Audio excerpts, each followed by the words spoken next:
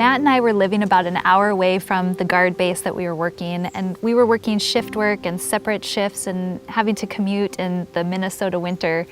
And so we kind of decided that we needed to move closer to work. And then what we realized is, no, we love the lakes. We love being out in nature. We love the idea of having a farm and having chores. It's kind of, we call it our therapy.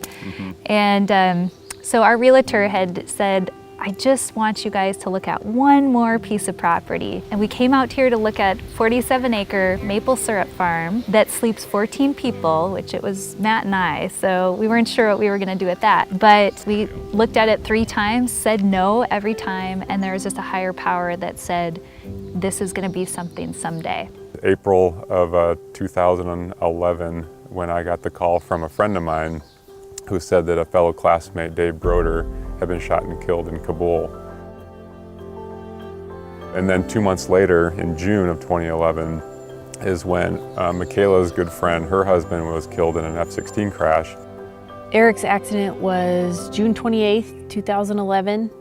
He was accepted to the weapons school, weapons instructor course at Nellis, and it was one of his final training flights to get ready for that.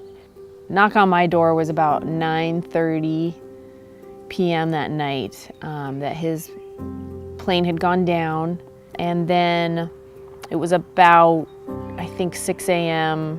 the next morning that the commander came back for the official notification that they had found not only the wreckage, but confirmed that Eric had not survived. Having lost some of our really good friends and being at those memorial services, as a friend sitting around that room looking at all of our classmates, realizing it could have been any one of us, we just felt that we needed to do something. So these 2 funerals back to back, we felt helpless, like we didn't know what to do. And so we reached out to Sarah, whose husband had died in the crash. We said, what helps you move forward from a tragedy like this? I told Micaela that for me it was very healing to be up here and just find time to relax and to get together with friends and family, whether we talk about Eric or we don't, and we just spend a day out on the boat. Either way, that friendship and that fellowship is what helped me. And that's when the light bulb turned on, and we said, that's why Holbrook Farms is here. We always felt that every time we were in it, it had a healing property to it. It's peaceful out here. The house is very relaxing, and we wanted to share that. And so we thought that that would be the perfect venue to host Survivors of Heroes retreats.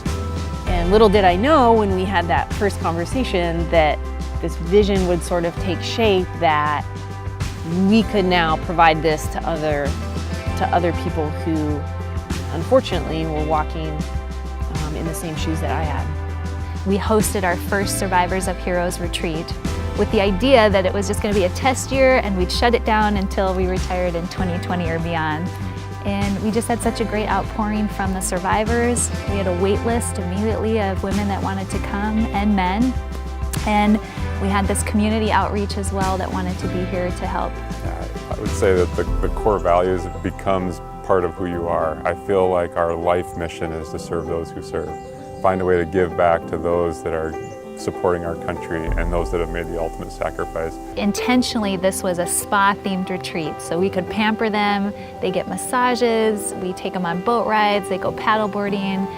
So it's a wellness type retreat. We bring 10 survivors plus 2 that returned from previous seasons as facilitators, so that it's a peer-to-peer mentoring. They can talk about how do you start dating again, or what do you tell your children, and so there's some really great healing conversations that come from that. Being able to sit and tell someone, I'm not okay.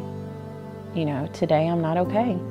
And have them understand and not judge and not try to fix it. And that's what this place is. Matt and Micaela's vision is to make, even for just 3.5 days, to make that so much easier on us, easier to bear, and to know that we can, even when the world is just screaming at us, there are moments of peace, and that we always have a place to come back to and say, here I know I can breathe.